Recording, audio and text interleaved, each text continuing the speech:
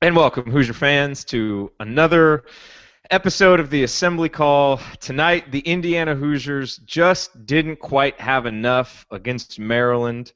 Maryland wins 75 to 69, taking the third and decisive game in what was truly a thrilling three-game series this year. I tweeted at the end of halftime that I wish Indiana and Maryland could have just played 31 games this year because each one of these games was so fun. And granted, the first game was fun for maybe selfish and biased reasons after Indiana beat Maryland by 19, but all of these games were just really good. I think Indiana brought its best against Maryland. For whatever reason, Maryland just brought out the best in these Hoosiers, and I think we saw 120 minutes of really good play from both teams. And so, really just kudos and a hat tip to both teams for giving us three great games this year because they were great games. Unfortunately, Indiana was only 1-2 in those games, but I think there's, in each Maryland game we've been able to take a lot of positives from them, and I think there were a lot of positives to take from tonight's game as well, even though we lost, and we will break down all of that, including Indiana's current status on the bubble with the Webb's #1 bracketologist Andy Bottoms here in just a minute. So I'm your host, Jerod Morris. On this episode of the Assembly Call, both Andy and Ryan are with me, and we're going to break down this loss to Maryland and also, of course, talk about the bubble, talk about Indiana's NCAA tournament prospects. So we will answer all of your questions about that for sure. But let's start out like we always do, focused on this game with the banner moment, the Bottoms line, and Ryan's rant. And for me, my banner moment really goes to, overall, for me, the banner moment was the play of Emmett Holt. I thought the way that he played tonight was just superb. And when you look at the stat sheet, he had 6 points and 12 boards, 6 of them offensive in 25 minutes. And I don't even feel like that really it captures everything that he provided to Indiana tonight, because I thought his energy, his fight, just really lifted the entire team. And for a freshman in a Big Ten tournament game like this, in such a big moment, filling in for an experienced guy like Connor Mascara-Perea, I was just really proud and excited about the way that Emmett Holt played. And there was one play in particular that summed up his contributions. And this play did go in the stat sheet, but it can't possibly give you the gravity of the play. And that was later in the second half. I don't know. I think maybe there were 7 or 8 minutes left. But it was a 5-point game. I think it was 62 to 57, and Melo Trimble was driving. No, it was 64-57. They were up 7. Melo Trimble had a breakaway. Looked like it was going to be a layup to put Maryland up 9. All the momentum was going to be on their side, and Emmett seemingly came out of nowhere and blocked the shot. We go down. James Blackman Jr. scores. It's a 5-point game, and you felt it turn a little bit. And from there, Indiana battled back. Of course, eventually got it to 62-60. Unfortunately, it unraveled a little bit from there, but that play, for a freshman to have that presence of mind and to step up into the moment and make a big play like that to keep his team in the game, it's just a sign of what Emmett Holt is, which is a smart, instinctive, hard-playing player. He's matured clearly throughout his freshman season to the point where now in the Big Ten tournament, when needed, he's put together back-to-back games. And he's the kind of player that you build a good program on. He'll be here for 4 years. Good, solid player, and so I think it's just a good sign for Indiana fans that he's stepping up like he is at the end of his freshman year, and I thought that play in particular really encapsulated what he brought to Indiana tonight. Just a great play and a really great night for Emmett Holt.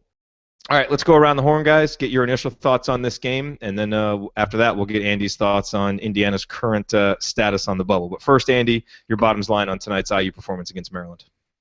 Yeah, just to chime in on Holden, maybe we'll talk about him even more. I thought he was fantastic as well. We talked last night about who could step up with Perea out, who would be able to produce off the bench, and we really got positive contributions from nearly everybody off the bench, including Holt. A couple of things that stood out to me was really the second half and the pace of the game. It's really turned into a grinder a lot more than IU would have wanted. There were some pretty frenetic stretches in the first half, and that really played to IU's strength in the way that they wanted to play. And I thought, Maryland really purposefully slowed the game down a bit, and IU really allowed themselves to be more passive with the ball outside. And that led to, less ball movement. You look at the numbers from last night, 19 assists on 27 makes.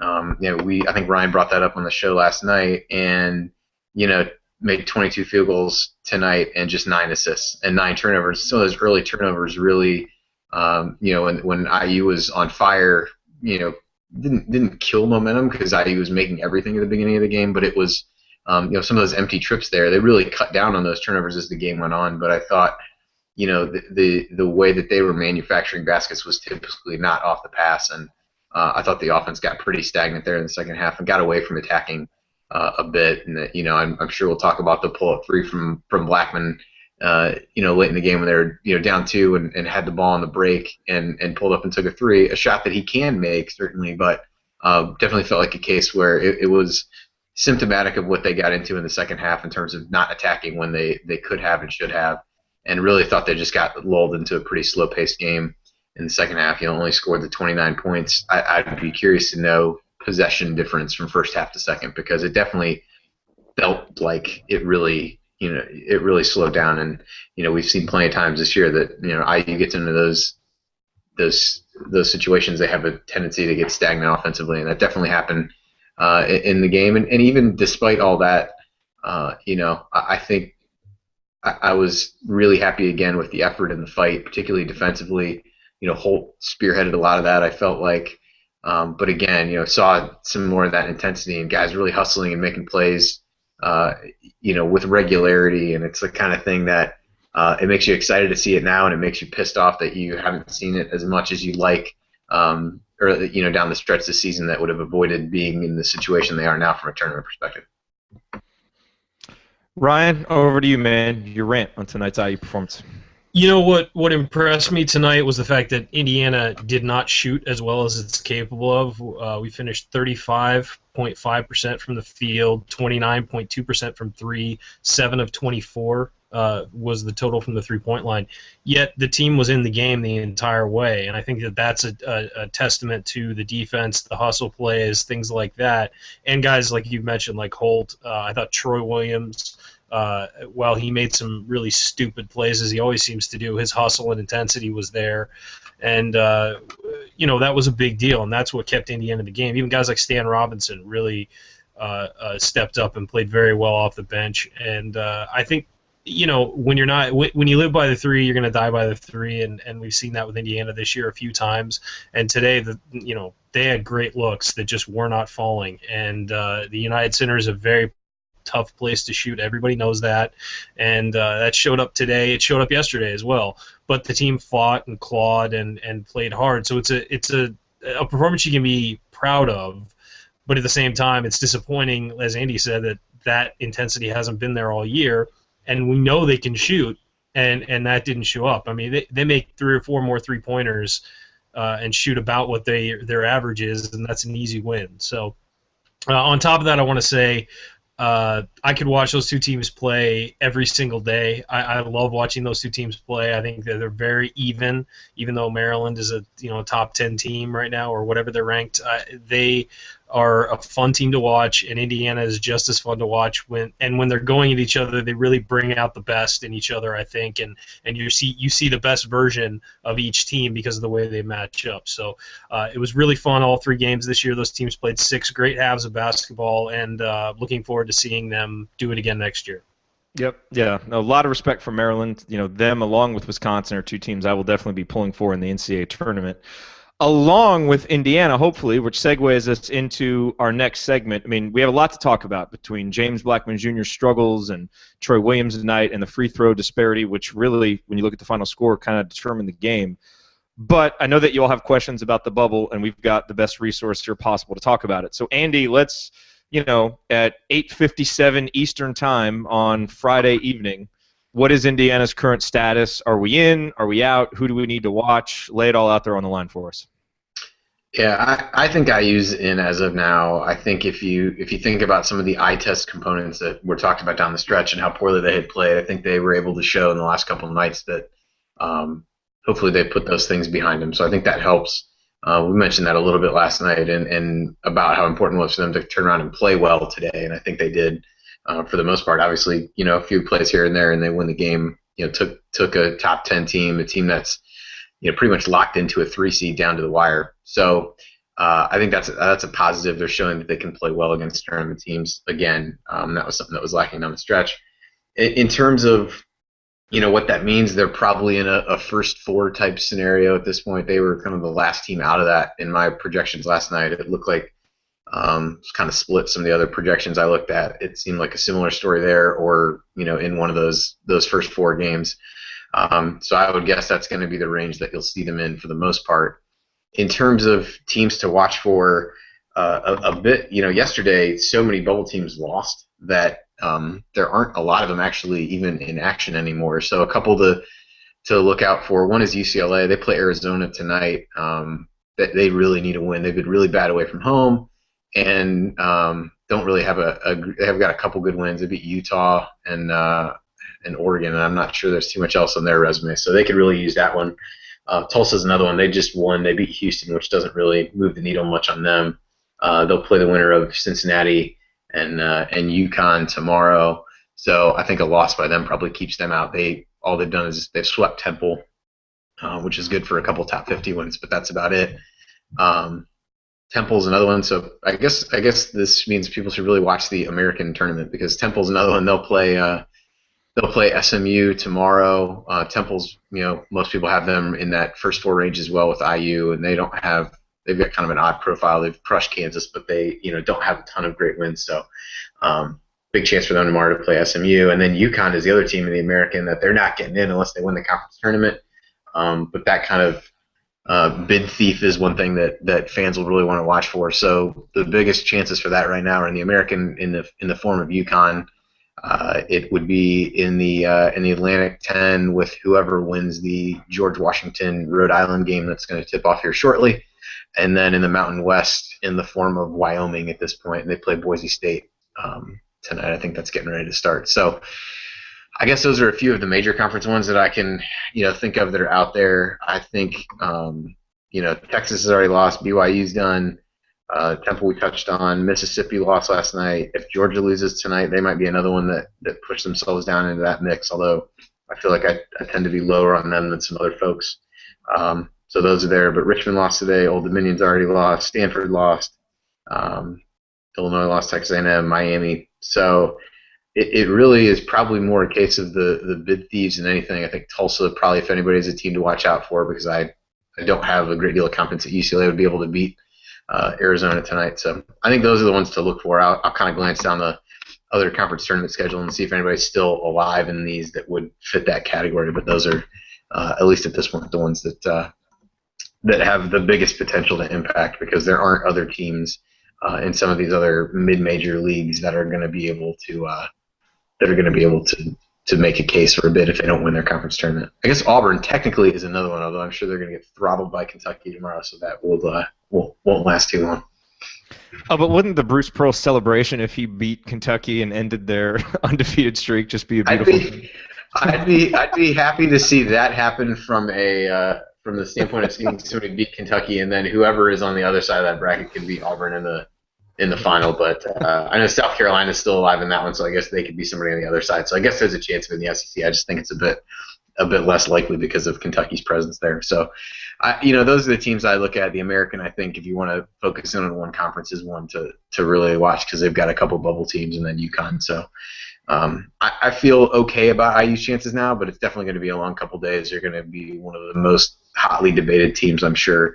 But again, if you look at quality wins that they have, and after having played, albeit just 2 games in the tournament that looked a lot more like the team that won some of those games, I think that's a positive, because what was happening was the team that was on the floor didn't look anything like the team that had gotten wins that would say this team's in the tournament. And I think they looked a lot more like that in the last couple of days. So for what that's worth, I think that's definitely important. They had the look of a tournament team in the way that a week ago I think we all would have said that they didn't. Yeah, so Ryan, let me send this over to you. I mean, Andy obviously looks at a lot of this very technically, from a resume perspective. So is Indiana a tournament team? Because when I look at it, just the last 3 games to end the regular season, no, I didn't feel like we were. And it felt like, if we get left off, fine, we're not playing like we deserve to be in the tournament. These last 2 games have reaffirmed my belief that we had most of the season, which is that this is a definite tournament team. I think so. What do you think? I would agree with you that had they lost in the first round and had 4 straight losses to end the season, yeah, it's over. They're not in. But I thought that yesterday's game, not only beating Northwestern, but really dominating that game. I mean, it had the feel of a 20-point win. I mean, I realize it's not how it ended up, but you just felt like they owned that game. They dominated it. And then today, I mean, they went toe to toe with Maryland. The finals in this one, the final score was further apart than the actual game. I think that this was really a 1 or 2 possession game that got stretched out with fouling at the end, and Indiana trying to hit some shots to get back into it. So if you're gonna put them on, if you're gonna hurt them for their, as I said yesterday, if you're gonna hurt them for their loss at Northwestern, which is the worst loss they have, and it's not really close, I think that you need to mitigate that. That gets mitigated a little by winning on a neutral floor over Northwestern and looking like a different team. And 2 losses, their last 2 losses were to Iowa and Michigan State, which were terrible performances. But still, those are decent Big Ten teams, not a Northwestern or a bottom feeder. So you can kind of make the case that while they looked awful in those games, okay, they had a bad stretch and now seem to have turned it around and are playing better. So from my perspective, 20 wins, playing a Big Ten schedule, 10 wins against Big Ten teams, what is 5 or 6 top 50 wins, strength of schedule in the 30s. RPI was 51, I think, coming into today, or in the 50s. Andy would know. All those things rolled into one, and then looking at all the bubble teams that lost yesterday, I think that Indiana has to be in. And if it's a playing game, it's a playing game. But getting to the tournament was the goal, and I think that they earned it with their play this week.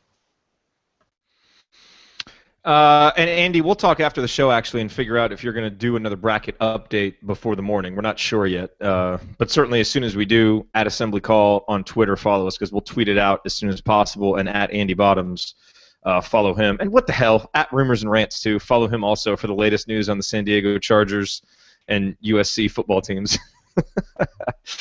Spring practice, baby. All right, so. There's a couple things from this game I want to talk about, and I think they're important. So I know that it's the end of the season, and you start thinking big picture, but all right, let's talk about James Blackman Jr. first. We'll get to Troy in a second. So Indiana has now lost 2 games to Maryland. James Blackman Jr. tonight finishes with 6 points, 5 rebounds. I thought he played poorly for most of the evening. He sat a lot in the second half, and I thought once he came back in, he was much more aggressive on defense. I thought he was, at least for the most part, made better decisions on offense, although, Andy, I'm sure you'll talk about the three-pointer that he took. You already talked about it, which, hey, you make it, you're up by 1, it's a different game, but you miss it, and it's a big momentum swing the other way. So it's almost one of those, if you take it, you better make it, and he didn't. In the Maryland game at Maryland, James Blackman Jr. finished with 5 points. He was 2 for 9. He was 2 for 12 tonight, so that's 4 for 23 in Indiana's 2 losses to Maryland. And I said at halftime that the keys to the game, the number 1 key was James Blackman Jr.'s got to get it going. He's the difference. He played like a superstar against Northwestern, whatever it was, 25, 27 points, 6 boards, 6 assists, something like that. And tonight he was frustrated, and I get it because he got fouled a lot and it didn't get called, but he was complaining to the refs more than we've seen. It seemed to take him out of his game on defense. Last night he played like a superstar. Tonight he played like a freshman, and it cost Indiana. And, we're going to have those ups and downs, but tonight it really, really hurt the Hoosiers. And, it's the kind of performance that for this team, we're not deep enough and we don't do enough things well to be able to compensate for a scoring performance like this from James Blackman Jr. We simply need him playing better. And unfortunately, he didn't tonight. Ryan, actually, I'll go to you on this first. Was there anything defensively that Maryland did or that they've done these last 2 games specifically on him? Or was it just a case of being away from Assembly Hall and not getting into the flow early and it kind of lasting the entire game? I think it was the latter. I think he just was not comfortable for some reason, and he just didn't look like he had the spring in his step. Maybe playing, it's the first time he's played collegiate games on back-to-back days, and maybe that had something to do with it. I don't know, but he looked flat-footed on both ends of the floor. I think the effort was there defensively, but technically he wasn't as good as he was against Northwestern. He wasn't down in the stance as much, and he got blown by a few times. And then offensively, like you said, he got frustrated, and he got frustrated from being fouled. He got frustrated from his shot not falling in. When you see a freshman start complaining to the officials on almost every play, you realize that he's being a freshman. And at this point of the season, a McDonald's All-American, a super stud the way James Blackman is, he needs to be more mature than that, and he needs to be playing like a second-year guy. He's had enough minutes that he's almost beyond being a freshman at this point. So I don't know. I think that it's a situation where he needs to learn that it's more important for him to be focused on the game than focused on the little stuff that's going on around him. It's the Big Ten. You're going to get fouled. You're going to get smacked. You're going to get knocked going up. He should have been called for. He should have had a few fouls called on some of his drives, and there's no doubt about that. But at the same time, you've got to move on. You're a very important piece to this team, and let your coach worry about that, and let him be the one to get the call swung in your direction. So, it was disappointing to see, but he's a young guy, and he'll learn, and hopefully we'll see him, mature on the court as the rest of the season plays out and into the offseason into next year. Andy, do you want to rant about the shot anymore? No, I said it before. It just, to me, it was not an understanding of what he needed to do at that time. And I get he's trying to make a big play, and he's made lots of big plays for this team over the course of the season. He made a ton of big plays yesterday. And it just was a case where, he just needed to go to the basket. You got the other team on their heels. You're 2 for 10 at that point from the floor. I know that, he wasn't getting some of the calls that he thought he should have got, that I thought he should have got. But it just was, the way he had shot, it just didn't just didn't make sense to me. And I thought the other thing I noticed from him was that last night we talked about really generating energy for him from playing hard defensively and really going after rebounds. And I felt like tonight he let his offensive struggles take him out of that side of the game. And so it was just it was rough, and I think it was a case where we've talked about this a lot so far this year. This team gained so much confidence in making shots. I think he probably epitomizes that better than anybody, where you can really see that for as talented as he is and as much success as he's had, he's definitely one who's more prone to hang his head when things don't go well. And I think you tweeted something out toward the end of the game about Troy trying to take him aside. But you could tell at times, and somebody else tweeted this out before, he took another three-pointer that was a bit forced. It just said, it just looked like he was getting frustrated and wanted to take a shot. And then sure enough, almost right after that, he takes a bad shot. And I thought that was the kind of thing where he really let established himself more defensively and rebounding last night and let the game come to him. And I thought he forced a whole lot more tonight. And then in other cases, like pulling up for that three, didn't force things when it probably made the most sense to. Yeah, and another guy who really hasn't been able to get his offense on track is Nick Zeisloft, who was so good toward the end of the season, but clearly other teams have scouted Indiana, and the scouting report says don't give this guy an inch of room. And tonight, I don't believe Nick scored. No, he had 0 points. In fact, he only put up 2 shots. Only one of them was a three-pointer. Last night against Northwestern, he had 3 points. He was 1 of 4 from downtown. And the problem is when Nick is not getting open and not getting shots, there were several times that Maryland really smartly got Des Wells ISO'd on Nick Zeisloft, and it just wasn't fair. It was an easy bucket. And, I don't know what plus minus was or anything like that, but I know that net Nick Zeisloft's contributions tonight were negative simply because he's got to make threes to really contribute. It's his number one skill, and it compensates for the other things that, despite playing hard, he doesn't always do well. And, well, actually, let me ask you guys. Was this just a case of Maryland D'ing up Indiana differently and really – because it just seemed to me like he never had space. So should Indiana have run more sets to get him open? Was there something different how he was playing? Ryan, did you see anything, or is it just hey, the scouting report's out. I mean, this is what happens when you shoot that well. No, I think that's exactly right. I think teams are just saying, look, he's not going to drive on you. So when you close out, you can close out hard and not worry about him putting it on the floor. I mean, if he does put it on the floor, he usually takes 1 or 2 dribbles and then passes because he knows he's not going to make anything happen inside the 3-point line. That needs to be a focus this offseason. He needs to develop a mid-range jumper that he can get off in traffic, and he needs to be able to get to the hoop, even if it's once a game. He needs to make it, so that's something that opposing teams are aware of. And I think that, you can't run sets just to get him open, because if you do that, and they somehow play it right, I mean, you kind of leave yourself boxed into a corner. It's better to get a guy like Yogi, to run something for a guy like Yogi or James Blackman or Robert Johnson, who can, if the three isn't open, can take it off the dribble and make something happen, and then have Zaislav be the outlet for them to kick to if they end up getting stopped in the middle or something like that. So I think that you can't really do that. You can't really just plan your offense around him and try and run him off sets. You can certainly screen for him and move him around a little bit, but having any kind of sets run specifically to get him the ball can be a waste if the opposing team overplays it. Let's talk Troy, who did not play very well last night. He had 7 points, 12 boards, and we talked about how it's a testament to Troy's activity and his effort level that on a night when he made so many poor decisions, he still contributed that much. And tonight, I thought Troy for the first 10 minutes was terrible. I thought, frankly, the reason why Indiana was losing was because of Troy. I thought he had closeouts that were so poor fundamentally. He basically forced Colin Hartman to foul. He got lost and gave up a wide-open corner three.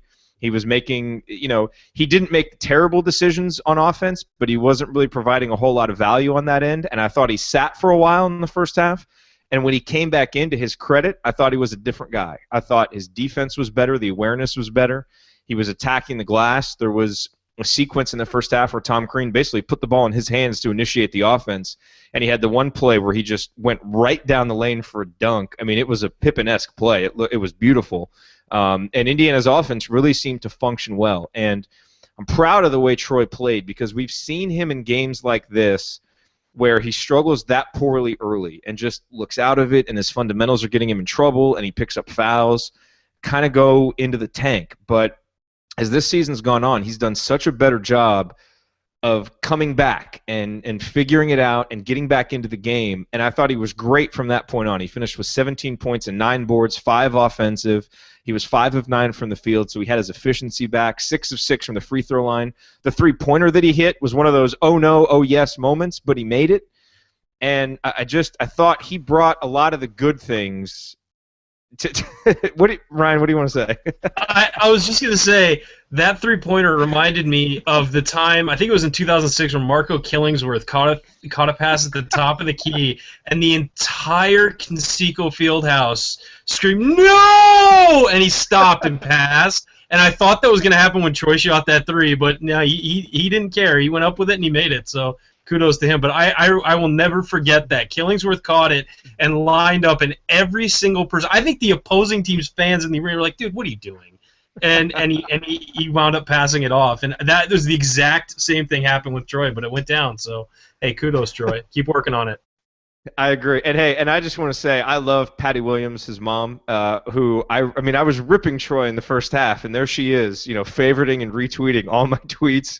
I mean, she gets it, and she just sent out a great tweet about how proud she is of the team, and she's I know she gets a little emotional sometimes, but she's my kind of fan, because she is just so behind this team, so behind her son.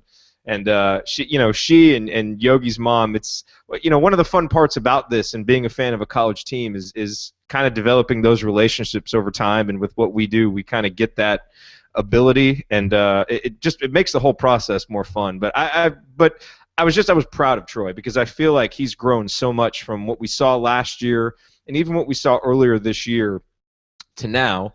And that's the fun part about following college teams and following guys from their freshman year to their sophomore year to their junior year. So, good performance from Troy. Andy, any thoughts on what he brought to the table tonight?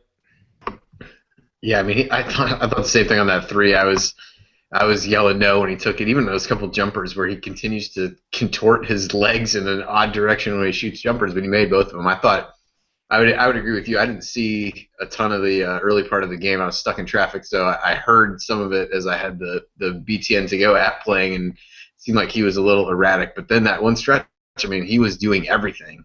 It wound up with a stat line pretty similar to what he's done against Maryland all year, 17 and 9. The 3 turnovers weren't great. Had a couple blocks. He had another big block there down the stretch that prevented, not quite as huge as Holtz was that you talked about earlier, but another one that prevented a shot at the rim and got IU out and going the other way. So I thought he definitely settled in. I think that's something we've seen a bit more from him this year in terms of maturity, in that he's able to take some of these things aren't going his way, that he doesn't force the action, and hopefully that's something that you see Blackman pick up on as he goes on in his career, because I think that's something that Troy had gotten a lot better at, that he didn't let himself get taken out of the game when things weren't going his way at various times during the year. So I thought he had a nice bounce back game, played really well. They used him, as you mentioned, to initiate the offense a bit when Yogi was trying to take a break, and I thought one of the big plays there toward the end was him getting his 3rd foul toward the end of the first half. I thought it was a gamble to keep him in the game. Obviously, it was a gamble to keep him in the game with 2 fouls, but in that situation, it was one where the game was tied, or it was a 2-point game. It wasn't a case where you needed to keep him in the game to keep it from getting away from IU. He had really pulled them back in. Picked up his ended up picking up his 3rd foul, and then immediately to start the second half, Maryland really went after him, and he was, obviously, as anyone would be in that situation, cognizant of not picking up that 4th foul. That would have been crippling for IU, given the foul trouble they already had in the front court, the fact that Hartman really, while he was fighting, just wasn't giving him anything offensively. So he knew as well as everybody else that he couldn't get out of the game, and I think they got a couple easy baskets early in the second half there where he just was not in a position to be able to stop them and play the kind of defense that he needed to. So I thought that was a pretty big turning point for him, just being on the court and getting himself into that situation. Yeah, and I do want to say thank you to everybody who's sending questions. I know we're not calling questioners out by name, and that's simply because a lot of the questions we're getting are similar. But so we're addressing them all, so we appreciate it. And of course, anytime you want to ask us a question, just tweet it and use the hashtag assembly call, and we'll be able to get to it. It's funny, Andy, you mentioned that, because actually on the first possession of the second half, Troy got a steal and he swiped down at the ball. I think Lehman had it, and I was thinking, man, you better be careful having 3 fouls. But then, of course, the next possession, Lehman took him to the basket because clearly Troy was trying not to foul him. But a good performance from Troy, I thought. So some numbers that jumped out to me tonight, and I think we talked about the assists, only 9 assists for Indiana on 22 made field goals. That's not going to cut it for this team. The 18 offensive rebounds were great. The 3-point shooting was not. Although, and here's what I want to talk about with this, is the second half offense. Because I think a lot of times Indiana has settled in the second halves of games. I know we have a question, a person who's asked us this question, why do we seem to play so slow and stagnant almost every second half this year? And I do agree that the first 4 minutes were not good. Maryland jumped out to a 7-3 run in the second half. I thought we didn't have quite the same energy, but I thought we got it back as the second half went along. And correct me if I'm wrong, but I don't, whereas in the loss at Northwestern, I felt like we didn't shoot well because we got bad shots and we settled. I didn't get that sense as much in the second half. I thought we just missed some shots. And, Colin Hartman, for example, got a couple looks, just doesn't quite seem to have the legs to make them. And I thought he contributed in other ways. I mean, his 3 steals are a testament to his activity and his awareness. And I thought, frankly, defensively, he saved about 6 or 8 points for Indiana. So I thought he played better than the box score. But, unable to make his shots, and Yogi missed a couple of open ones. But I thought this team, for the most part, still tried to play through the paint, still tried to do the things it needed to do, and whether it was heavy legs or whatever it was, I guess I just, in the Northwestern game, we came on here and eviscerated the Hoosiers because they just settled and didn't play well offensively. I didn't get that same sense tonight. I really, if Tom Crean said, hey, we missed shots tonight, I would have been a little bit more willing to say, okay, that was a bigger contributor. Ryan, did you get that same sense, or was there something else in the second half that I'm not seeing? I think there was a stretch. I think you're right about that. There was about a 4 or 5 minute stretch where they really just weren't moving the ball on offense well enough or quick enough. I think that's a key. You can move the ball as much as you want, but if you're not moving it briskly and making the defense really work, then it's pointless to even pass it around the perimeter like that. But I think that you're right. I think they had a lot of great looks from 3 that they missed.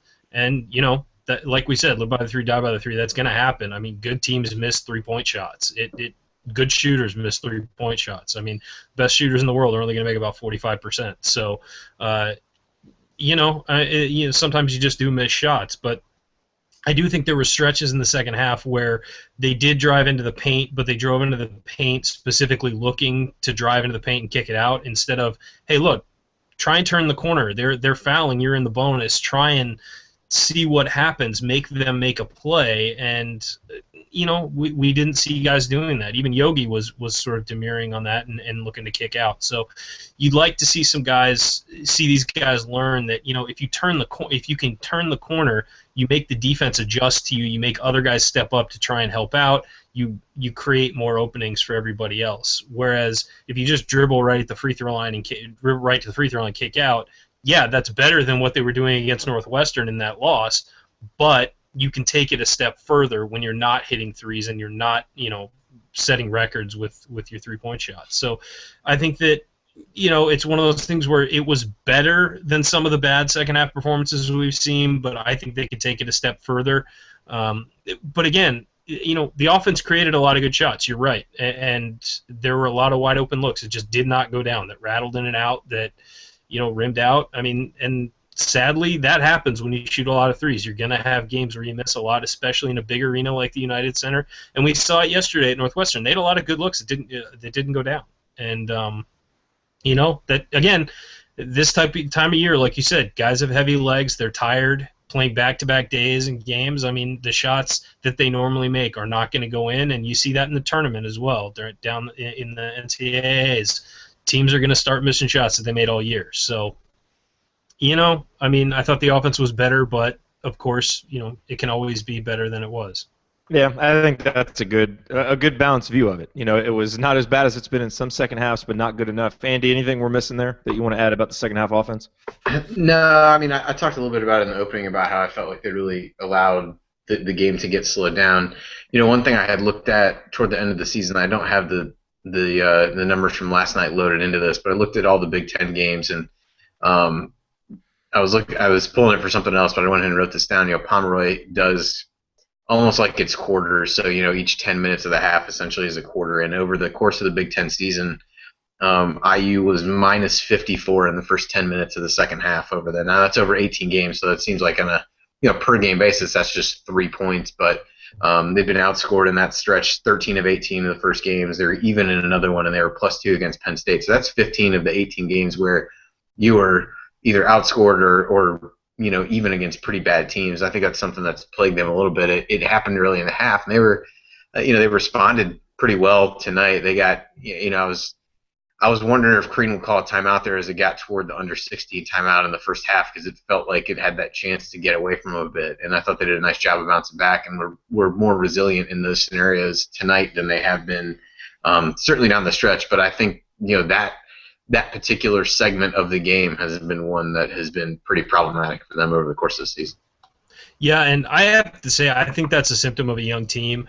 You sit down for 10 minutes or whatever it is at the half, you get a little tight, and you come out flat in the second half. And I think that's happened a lot this year. And when you're starting so many young guys, so many guys without a ton of experience, they're not used to coming out on fire. I mean, I don't think we've seen Robert Johnson or James Blackman really come out on fire to start a second half, in at least not in weeks.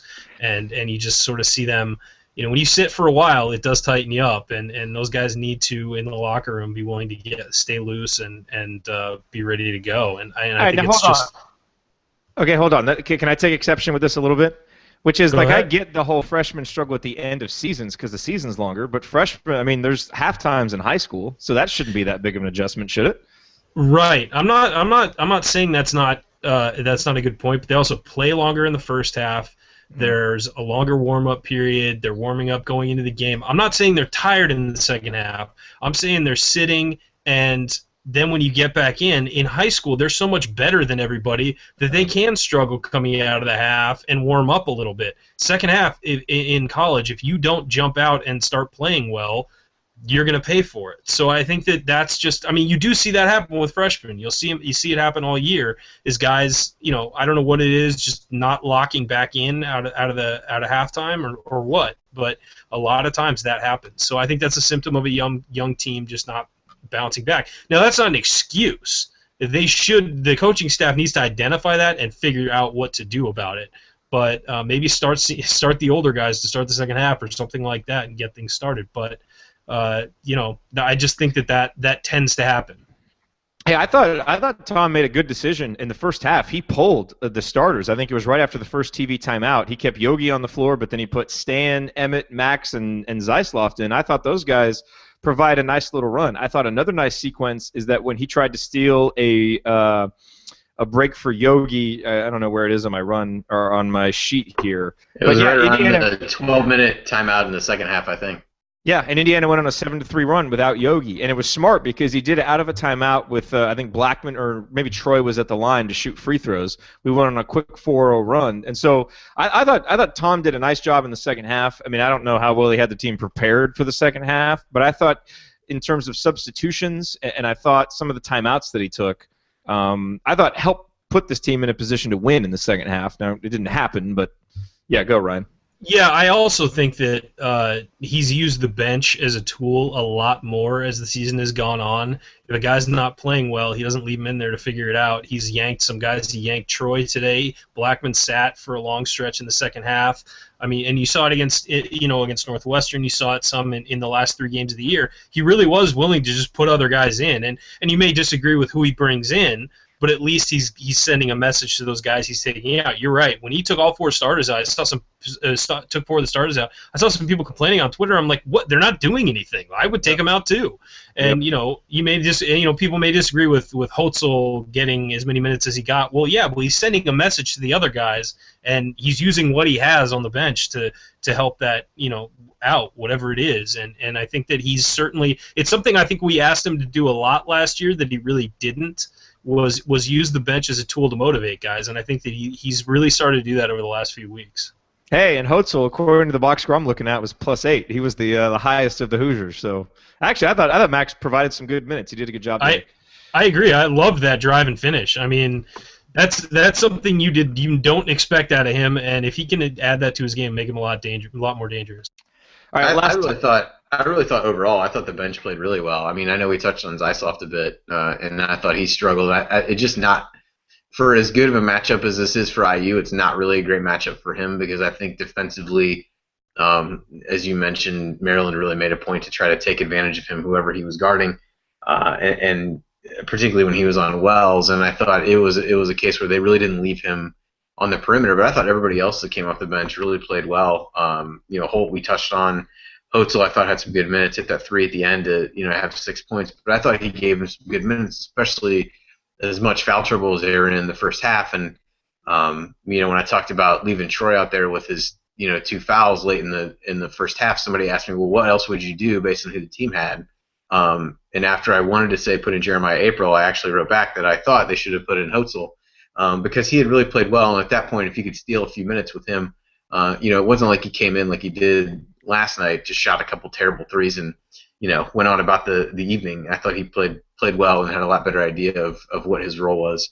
And then Stan, I thought played well too. I mean, he had a couple rebounds, had 4 points, made his free throws, had an assist, had no turnovers, which for him is no small feat. And I thought he really gave some good minutes, did some nice things defensively. So that was probably outside of the things that we already touched on. Was really the bright spot for me. Is I felt like by and large guys really did step up when they needed to. With Perea out tonight, that was one of the big things we mentioned was who was going to do that, because bench production, while it was such a key early in the season, has been kind of a roller coaster. I guess not unlike the rest of the team over the last month or so.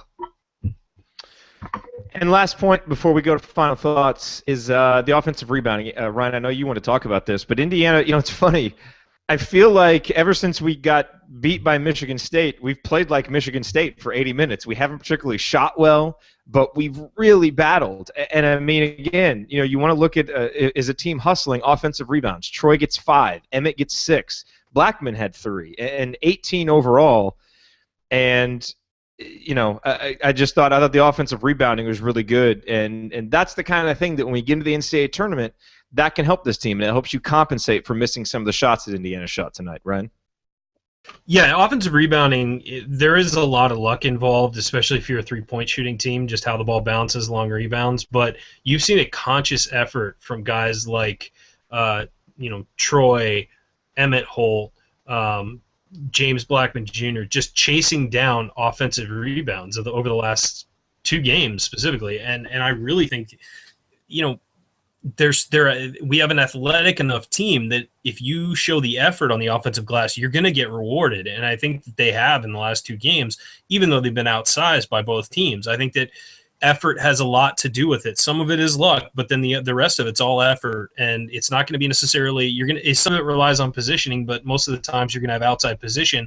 So it's about getting around guys and just fighting for rebounds and tipping things up and making it ugly and just not letting them have easy rebounds where it's four guys underneath the basket, just allowing one of them to go up to get the ball. Go in there and fight for it. Make it ugly. When you don't have size, you've got to do something. And I think Troy and Emmett Holt combined for 11 offensive rebounds today. I mean, that's all effort. That's just them working. And Emmett, we've talked about what a smart basketball player he is and just how great his effort has been at times. You guys talked about him earlier. I didn't really say anything, but yeah, I thought he was our star today. And 6 offensive rebounds, 6 defensive rebounds for Emmett that's huge. If you can get somebody in there who's willing to battle and just make it ugly and make it difficult for Maryland, you'll draw fouls that way too, and we saw that happen. So offensive rebounding is going to be a ticket for this team. I think it's going to be a big deal, and if they make this, as we expect, they make the tournament, that's going to be something that if you can continue doing that, you make things ugly, and it really works with what we're doing, particularly when shots aren't falling. Hey, let's address something real quick that a lot of people were tweeting during the game, which is, people look at a game like this and they start saying, well, Emmett Holt should have been given more minutes all season long. And, look, I get, the announcers say, this is Emmett Holt's coming out party. Well, for anybody who's watched this team play, we know that happened in Pittsburgh, in the Pittsburgh game way back when. Like, we've known what he can do. Emmett has just been inconsistent in games. And I don't think you can automatically draw the parallel that, Emmett's had 2 straight great games, he should have been playing more. This may just be the maturation of a freshman coming into his own when needed here at the end of the season. I don't think you can automatically say the coaching staff has made a mistake to not play him simply because we haven't been in practice, so we don't know if he's earned the minutes. And again, this is on a team that is going to default to playing big guys who earn minutes, so there's that. And the fact that we've seen him in games not be consistent. And it's great that he is right now, but I don't think you can retroactively say, well, look, here's another bad coaching decision to not play him all season, because we've seen him get minutes and do nothing with them coming off a big game. Finally, now that he's putting together these consistent games, to me it's just the maturation of a freshman as opposed to, well, the coaches have screwed him by not giving him minutes. I mean, do either of you guys disagree with that? No, I would. No, I think they've used him well. Yeah, are there games where maybe you could argue he could have gotten a few extra minutes? Sure, but there are also games when he hasn't been as productive as he was tonight and as productive as he was last night. So he's been a freshman, quite honestly, for this team, and he's been up and down, and there's been games when he's looked great and others when he hasn't. And I think he's starting to get a better idea of what they want to, where he needs to be defensively, but still, some of the help side defensive plays he still struggles with. And I think it's tonight was more out of necessity, I guess, and he really stepped up to the challenge and responded. So I think you give him credit for that, but I don't know that I would say he could have or should have been used completely differently over the course of the season, because there have been games when they tried to give him minutes that he really, didn't provide anything. So he's been up and down, and I think has developed well. And as you mentioned earlier, he's a guy that you look at and say, here's a guy who at the end of 4 years is going to look really good. And I think that's something that, I don't know, feels like because of the transfers, all the other things that are going on, like there haven't been a whole lot of guys who have been 4-year guys. You had that set of guys, the Watford and Holes and Sheehy, but by and large, there haven't been a ton of those guys. And I think he's one. Robert Johnson is another, where you look at them and you see the you see the potential there, and you see how much these guys are going to be able to grow over the course of 4 years. Yeah, I think that with Holt, I mean, people have to realize that not everybody's a superstar when they step on campus. We've been saying that all year about some of these guys. I mean, they're not going to be All-Americans or all Big Ten players the day they walk on campus, and it takes time for a freshman to learn what he can do, what he can do differently, and things like that. I mean, quite frankly, Emmett Holt is supposed to be in prep school right now. Let's remember that. This was a very late addition, and he wasn't up to speed with some of the other guys, so they tried to work him in slowly, and like you guys said, there were times he just didn't play well, and he didn't take advantage of his minutes, and other times where he played great.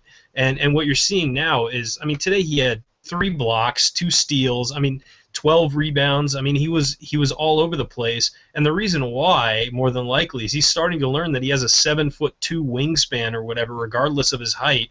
He can battle with those guys. I mean, just because of his natural God-given ability, he can battle with those guys who are bigger than him, and I think that maybe he was a little intimidated when he started out, just because of the size he was facing and things like that. But you see him now, he just seems a lot more confident. And something he's always done is make the smart play. When he gets the ball, sticks it off the glass, does things like that. And so he's a smart basketball player who is now starting to realize that he's really physically gifted. He just has to take advantage of those gifts in the right way and play aggressively and play, up to his potential. And it's starting to happen. I mean, he was great against Northwestern, too. It's 2 games in a row. He's been fantastic.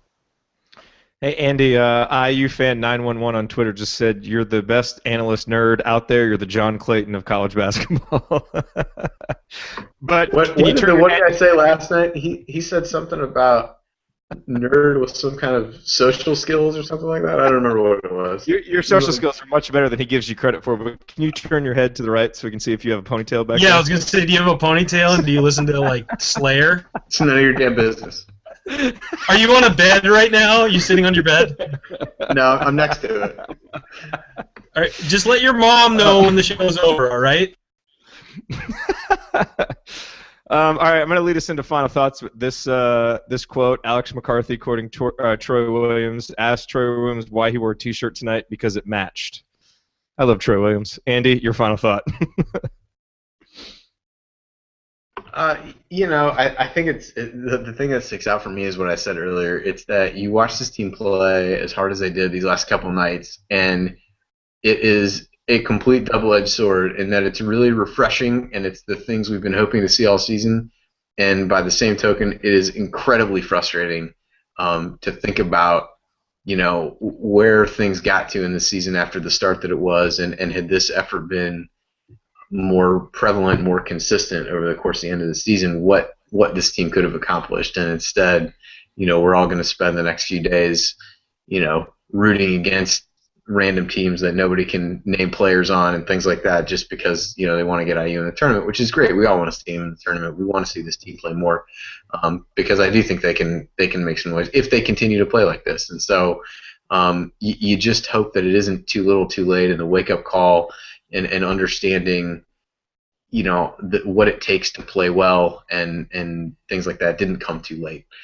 So that's kind of the bad part, I guess, for me of having watched them play this way. But on the flip side, I think it's great to see them respond. It would have been pretty easy to pack it in the way that it seemed like they were doing toward the end of the season, and they really seemed to band together and respond well. And it would have been great to get a win tonight. We wouldn't have to be worrying about the tournament, but there's nothing we can do about that. I guess at the very least, I think the regular season ends on a good note for IU in terms of from an effort perspective, and hopefully the postseason they can use that as a springboard into a game in Dayton or wherever they end up being. But again, was proud of the effort tonight. Wish we'd seen it more over the course of the last month or so. But I think the guys have a lot to be proud of, and certainly.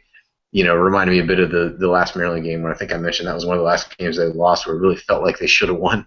I don't know if I'd go so far as to say they should have won this one, but they certainly gave themselves a chance and should be proud of the way they played. Yeah, Troy Williams was asked what it will be like between now and Selection Sunday. Quoting Jeff Rabjohn's tweet, he said, the longest wait ever.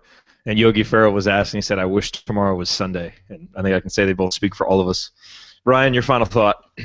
Yeah, I think that what we saw tonight and yesterday was that this is the team that we got excited about in January. The effort is there, and that had been missing for a few weeks. Even in a few of their wins, it just looked like this wasn't the same team. and I feel like we've seen that effort. We just didn't have shots fall the way they have all season, or for most of the season at least, and that happens. But the effort is something to be proud of. I think they really took those last 3 losses very hard and sort of regrouped and came out and played with great effort and intensity. And, with the way this team shoots, it could be a team that surprises somebody in the tournament. I'm not expecting a deep run or anything like that. I'm assuming they'll get in because I want to be very positive, even though I like to rant about things and scream and yell and all that stuff and swear, so Jerod has to rate this explicit on iTunes. I'm going to be positive, and I'm going to say that this team's going, and if they play in Dayton and anyone calls that the first round of the NCAA tournament, you are officially allowed to hit them in the face. And you can tell them it's from me, because that is not the first round, those are the playing games. If we have to play in the playing games and then roll the dice against someone else, I'm all for it. Let's go do it. I like that Ryan went from talking about being positive to advocating physical violence. I thought that was. Well, I mean, I can't. a smooth transition. Look, I'm not going to totally change my personality just to please you, Bottoms. Come on now.